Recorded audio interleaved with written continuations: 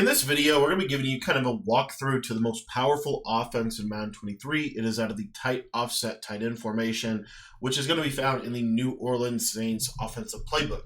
Now, the beauty of this offense is it can actually be ran in a plethora of different ways. It can be a more run-heavy offense. It can be a more pass-heavy offense. It can be something that you utilize with audibling and different audible mechanics and stuff like that.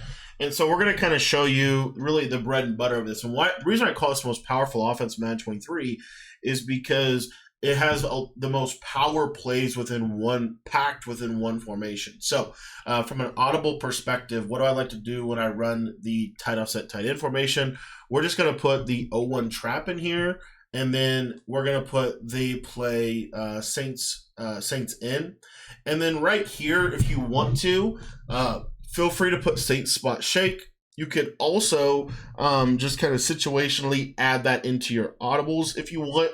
I personally recommend audibling into this formation out of something like bunch, for example, because it's going to be tougher for the defense to get their defense set up. So that's kind of the idea with all that. Now, the first play we're going to be going over in this video is going to be 0-1 trap.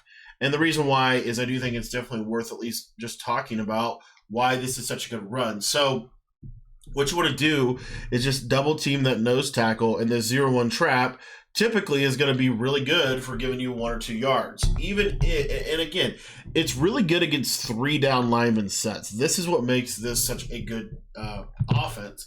The meta is 3-3 cub or dollar typically. So if it's 3-3 cub or dollar, this run is going to do a really good job because it does a really good job against 3 down lineman sets at trapping that defensive end or defense tackle.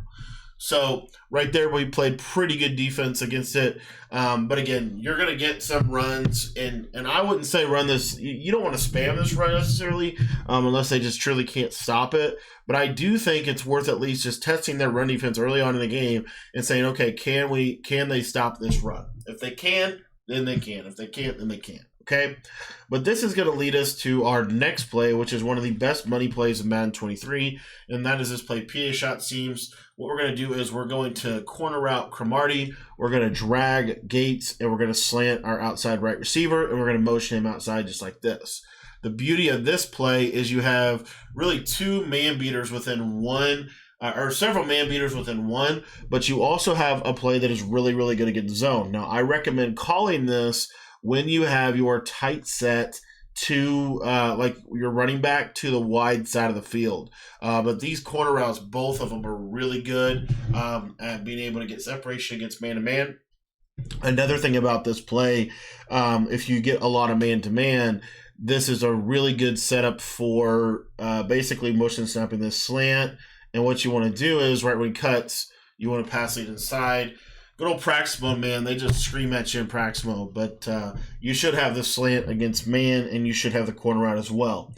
The other thing that you're going to have in this play is if they do want to run any kind of zone, especially cover 4, cover 3, this corner out on the left side, you're going to ag this. If they get randomly bumped like that, which is the game that we play this year for some reason, then sometimes it can throw off the timing a little bit. Ideally, what's going to happen is the second corner route is going to clear out space, more so like that right there, and then you can throw this to the corner route. That's going to do a really good job against cover 3 and cover 2 or cover 4. And then if they do want to run some cover 2, what you're going to be able to do with this play, and I'll show you a little bit of an alternate setup here in a second, but if they do want to run cover 2, your corner route will still get open. That's crazy that I just got sacked.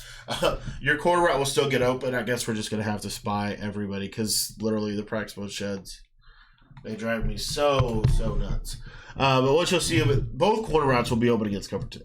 The only way the shorter corner won't get open is if they put zone drops on the field, which if they do that, then typically this corner route to the left, he'll get that little step on him, and he'll be able to burn the cover 2 over the top for a one-play score.